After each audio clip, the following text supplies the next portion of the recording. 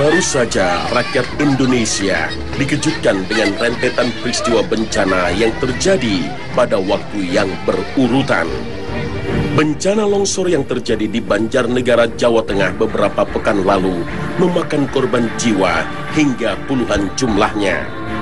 Bencana longsor ini tak hanya merenggut nyawa umat manusia, juga meluluh lantakkan semua harta benda yang dimilikinya, serta menyisakan duka dan trauma mendalam bagi korban yang selamat.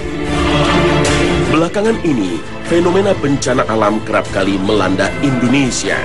Gempa bumi, tanah longsor, tsunami dahsyat yang terjadi di Semenanjung Aceh tepat 10 tahun lalu, banjir, hingga meletusnya Gunung Merapi. Bencana alam ini telah menyebabkan kerusakan dan kerugian, baik yang bersifat materi maupun non-materi. Seolah-olah Allah sedang murka kepada umatnya. Ini mungkin juga menjadi pertanda bahwa dunia ini sedang marah atas apa yang telah manusia lakukan di atasnya, dan menunjukkan bahwa dunia ini semakin dekat kepada kiamat. Kejadian seperti ini pernah terjadi pada zaman dahulu, yaitu pada masa Nabi Lut, seperti diterangkan dalam ayat-ayat Al-Quran surah Hud ayat 82 hingga 83. Maka ketika keputusan kami datang, kami menjungkir balikannya negeri kaum Lut, dan kami hujani mereka bertubi-tubi dengan batu dari tanah yang terbakar, yang diberi tanda oleh Tuhanmu, dan siksaan itu tiadalah jauh dari orang yang zalim. Al-Quran surah Hud ayat 82 hingga 83.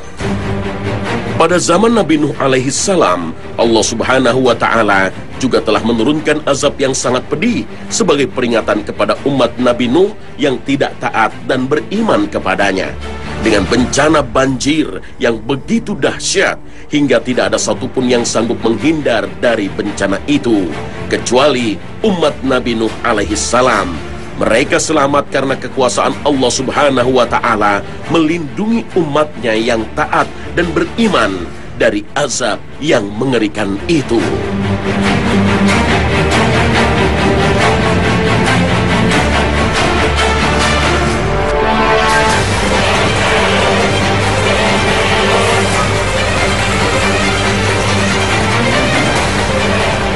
Assalamualaikum warahmatullahi wabarakatuh. Selamat pagi pemirsa Trans 7. Khazanah Ensiklopedia Islam Dunia kembali menyapa Anda pagi ini. Kali ini kami akan mengulas mengenai hari kiamat dan kiamat kecil. Kiamat adalah peristiwa hancurnya alam semesta beserta isinya. Tak akan ada satupun makhluk hidup yang selamat dari peristiwa ini.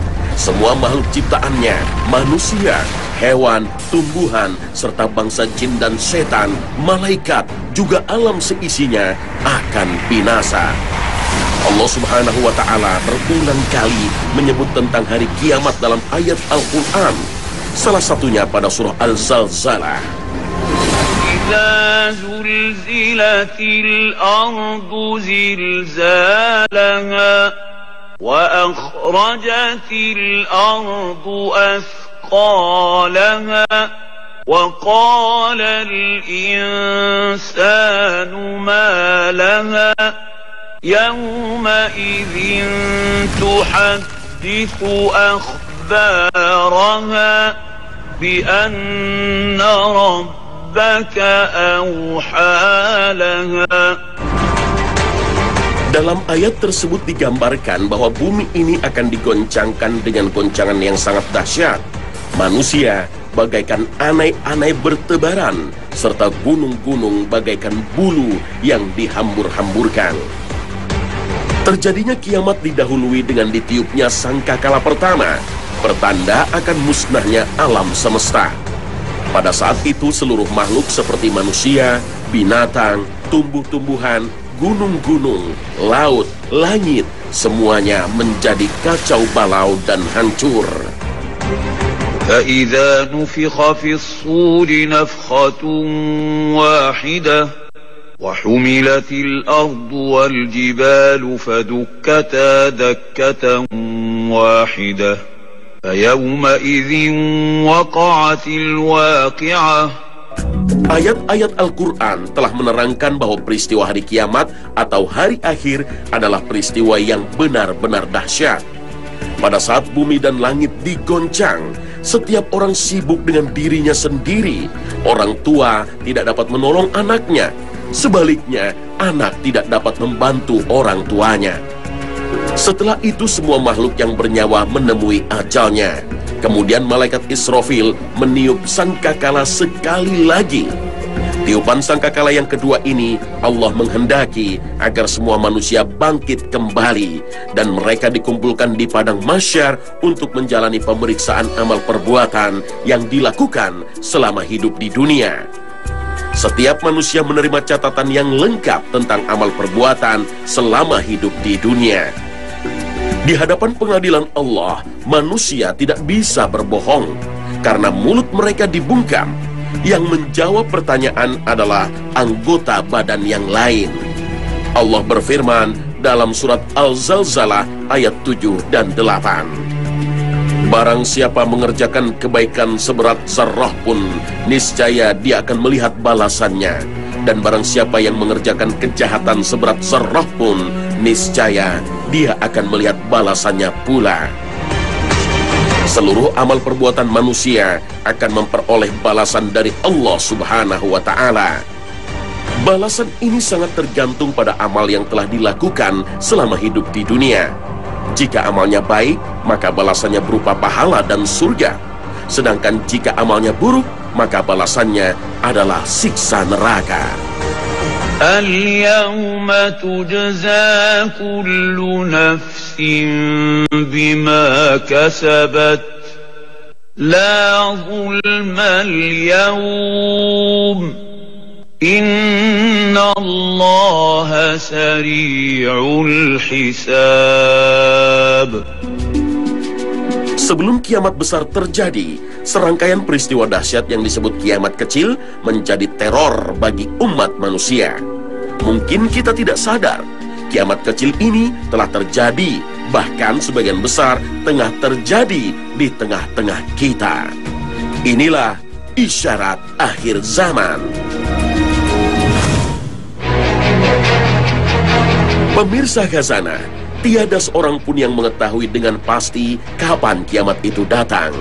Namun Allah Azza wa Jalla telah memberi petunjuk mengenai semua tanda-tanda akan datangnya hari akhir. Pertanda inilah yang menurut para ulama didefinisikan sebagai kiamat sughra atau kiamat kecil. Kiamat kecil adalah kerusakan yang dialami sebagian alam setiap waktu, seperti bencana alam, gunung meletus, kebakaran hutan, atau bahkan meninggalnya seseorang. Sebagaimana firman Allah Subhanahu wa Ta'ala dalam surah Ar-Rahman ayat 26 hingga 27.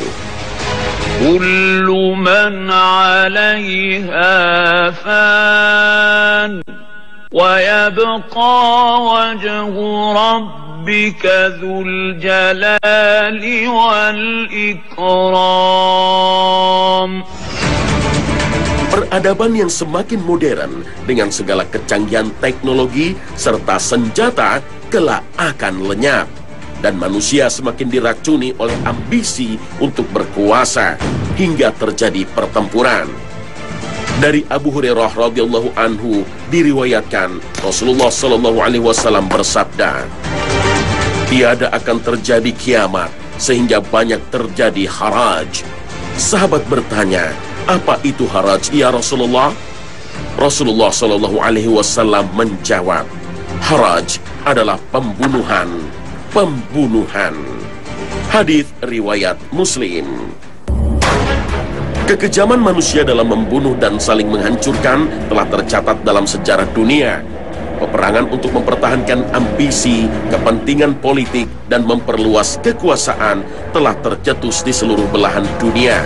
Dan sesungguhnya masih terus terjadi hingga saat ini.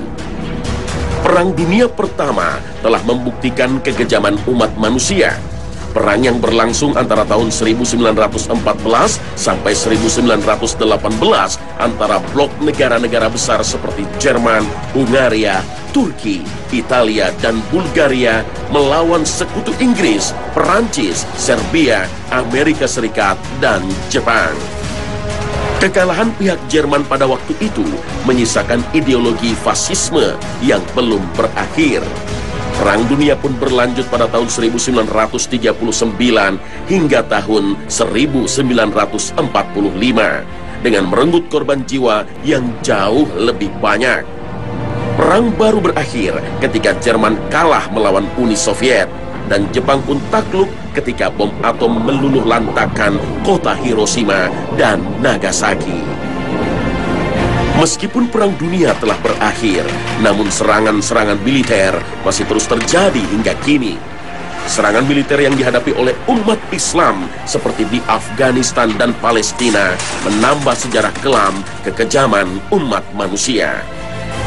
Inilah sesungguhnya kiamat kecil seperti yang diisyaratkan Rasulullah Shallallahu Alaihi Wasallam.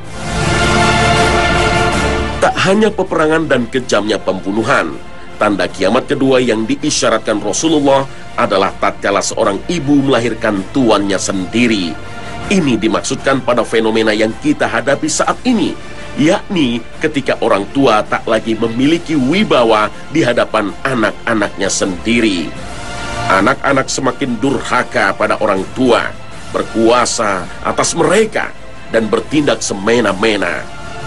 Masih ingatkah kita pada kasus yang tengah hangat diperbincangkan, di mana seorang anak tega menggugat ibunya sendiri hanya karena permasalahan rumah yang ditinggali oleh sang ibunda? Serta masih banyak lagi kisah kedurhakaan anak terhadap orang tuanya sendiri. Na'udzubillah min zalik. Rusaknya akhlak anak-anak di akhir zaman menjadi kiamat bagi orang tua mereka. Orang tua yang gagal mendidik anak sesuai dengan ajaran Islam dan sunnah-sunnah Rasulullah menumbuhkan sifat membangkang, bahkan tak lagi hormat pada kedua orang tua ketika mereka telah dewasa. Ini sesuai dengan yang disabdakan Rasulullah ketika malaikat Jibril menemuinya dan bertanya, "Beritahukan kepadaku kapan terjadi kiamat." Nabi menjawab, "Yang ditanya tidaklah lebih tahu daripada yang bertanya." Jibril pun bertanya lagi, "Beritahukan kepadaku tentang tanda-tandanya." Nabi menjawab, "Jika seorang budak wanita telah melahirkan tuannya, jika engkau melihat orang yang bertelanjang kaki tanpa memakai baju, serta pengembala kambing telah saling berlomba dalam mendirikan bangunan megah yang menjulang tinggi." Manusia berlomba-lomba membangun gedung-gedung yang menjulang tinggi, karena inilah simbol-simbol kekayaan dan kekuasaan duniawi. Umat muslim pun kian berlomba-lomba membangun masjid megah. Sangat memprihatinkan, masjid yang semestinya dihiasi dengan kegiatan-kegiatan ibadah untuk menyembah Allah Subhanahu wa Ta'ala justru lebih dibanggakan karena keindahan dan kemegahannya. Dari Anas bin Malik radhiyallahu an, Rasulullah Shallallahu Alaihi Wasallam bersabda, "Tidak terjadi hari kiamat sehingga umatku bermegah-megahan dengan bangunan masjid." Hadis riwayat Abu Daud. Demikianlah, dewasa ini banyak dibangun masjid yang mewah, namun kosong dari ruh kegiatan ibadah. Perhatian mereka hanya tercurah pada kemegahan dan keindahan masjid semata. Mereka merasa bangga dengan keindahan dan kemegahan masjid yang mereka bangun, dan justru melupakan fungsi masjid sebagai pusat kegiatan agama Islam. Banyak kita jumpai bangunan masjid yang indah dan megah, namun hanya digunakan untuk tempat sholat berjamaah, dengan jamaah yang amat sedikit, sepi dari kegiatan dakwah, pencerahan, dan menyelesaikan masalah umat. Melimpahnya harta diikuti dengan perubahan gaya hidup masyarakat modern. Gaya hidup yang bebas, bergelimang harta, dan penuh foya-foya. Salah satu simbolnya adalah merajalelanya minuman-minuman keras. Dan yang lebih parah lagi ialah dianggapnya halal minuman keras itu oleh sebagian orang. Hal ini juga termasuk sebagai tanda dekatnya hari kiamat. Rasulullah Shallallahu Alaihi Wasallam bersabda, "Sungguh akan ada segolongan dari umatku yang menghalalkan khamar, minuman keras, dan memberinya nama dengan nama label lain. Musnad Ahmad dan Sunnah Ibnu Majah, Ibnu Hajar mengatakan dalam Fathul Bari, khamr ini telah diberi nama atau label yang banyak dan bermacam-macam. Sungguh ada sebagian orang yang terfitnah dengan meminum minuman keras. Yang lebih mengerikan lagi adalah dijualnya khamr itu secara terbuka dan diminum secara terang-terangan di beberapa negara Islam, dan telah tersebar sedemikian rupa yang belum pernah terjadi sebelumnya. Padahal yang demikian itu merupakan bahaya besar dan kerusakan yang amat fatal. Allah Subhanahu wa Ta'ala berfirman, "Hai orang-orang yang beriman, sesungguhnya meminum khamar, berjudi, berkorban untuk berhala, mengundi nasib dengan panah adalah termasuk perbuatan syaitan. Maka jauhilah perbuatan-perbuatan itu agar kamu mendapat keberuntungan. Sesungguhnya setan itu bermaksud hendak menimbulkan permusuhan dan kebencian di antara kamu lantaran meminum khamar dan berjudi itu, dan menghalangi kamu dari mengingat Allah dan sembahyang. Maka berhentilah kamu dari mengerjakan pekerjaan itu." Al-Quran Surah Al-Ma'idah ayat 90 hingga 91. Allah Subhanahu wa Ta'ala melarang khamar karena bahaya yang diakibatkannya, dan fakta ini telah dibuktikan dalam ilmu pengetahuan modern. Di antara bahaya khamar adalah gangguan jantung, meskipun meminumnya dalam jumlah yang sedikit. Bahkan tidak jarang meminum khamar berujung pada kematian. Sesungguhnya kiamat bagi pecandu minuman keras yang menemui ajalnya dalam keadaan bermabuk-mabukan. Rasulullah bersabda, "Apabila pecandu khamar meninggal, maka akan menemui Allah seperti penyembah berhala." Hadis riwayat Ibnu Abbas. Di antara tanda-tanda hari kiamat adalah sedikitnya ilmu dan tersebarnya kebodohan, diminumnya khamar, merebaknya perzinahan. Hadis riwayat Bukhari dan Muslim. Makna merebaknya perzinahan dalam hadis tersebut adalah bahwa perbuatan zina yang tersebar dan dianggap biasa, sehingga orang-orang yang melakukannya tidak lagi perlu bersembunyi. Tersebarnya zina terdukung oleh faktor pemicunya yang tersebar bebas di masyarakat, seperti majalah dan film porno, televisi dengan tayangan yang vulgar, sinetron yang mengumbar aurat, aksi-aksi mesum dalam balutan musik atau film layar lebar, dan lain sebagainya. Perzinahan yang dilakukan oleh pasangan yang bukan suami istri di muka bumi ini semakin merajalela di setiap tempat, baik yang tersembunyi maupun terang-terangan, yang dijadikan sebagai suatu kebanggaan bagi para pelakunya yang tidak bermoral. Fenomena seperti ini bukan hanya milik manusia akhir zaman, melainkan telah ada sejak zaman jahiliyah. Fenomena para pelacur dan pezina yang mengumbarkan auratnya adalah hal yang lazim terjadi pada waktu itu. Tersebarnya zina dengan seperangkat sarana-sarana pendukungnya ini merupakan isyarat bahwa hancurnya dunia ini memang semakin dekat.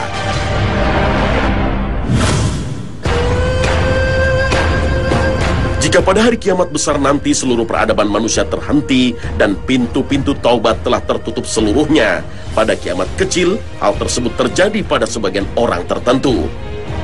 Bagi yang mengalaminya, maka selesai sudah kehidupannya di muka bumi ini, berikut segala amal perbuatan yang telah dikerjakannya semasa hidup. Sedangkan bagi umat muslim yang menyaksikannya, ini menjadi peringatan dari Allah Azza wa Jalla untuk bertaubat nasuha, serta senantiasa memegang teguh syariat Islam, sekaligus menjadi azab yang pedih bagi kaum kafir. Iman terhadap hari kiamat adalah salah satu dasar agama. Keimanan tidaklah sempurna tanpa iman terhadap hari kiamat. Kiamat itu dekat datangnya. Allah telah menyampaikan pada hambanya sejak berabad-abad silam bahwa kiamat itu dekat dan kejadiannya hampir tiba. Iqtarabatis sa'atu wanshaqqal qamar. Karena itulah Al-Quran banyak sekali memuat peringatan mengenai kiamat. Perintah untuk mempersiapkan diri dan pengungkapan kiamat dengan kata hari esok. Hai orang-orang yang beriman, bertakwalah kepada Allah, dan hendaklah setiap diri memperhatikan apa yang telah diperbuatnya untuk hari esok, akhirat. Al-Quran, Surah Al-Ma'arij, ayat 6 hingga 7. Dalam hadis yang diriwayatkan oleh Bukhari dan Muslim, Rasulullah pernah bersabda, jarak antara diutusnya aku dan kiamat adalah seperti dua jari ini, sambil beliau menunjuk jari telunjuk dan jari tengahnya. Bagaimana disebut dekat?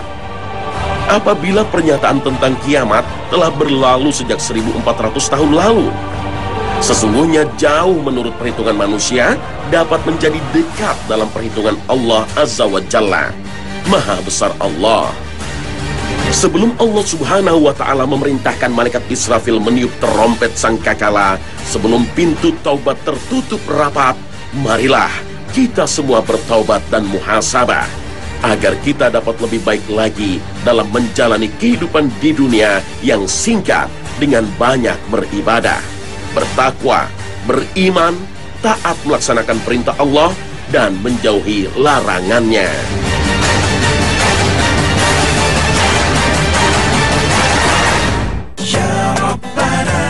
Pemirsa Khazanah, hari kiamat pasti akan tiba. Kapan datangnya? Hanya Allah yang maha mengetahui. Uraian yang telah kami sampaikan merupakan sedikit gambaran bahwa kita telah tiba di akhir zaman yang sangat dekat dengan Yaumul Qiyamah.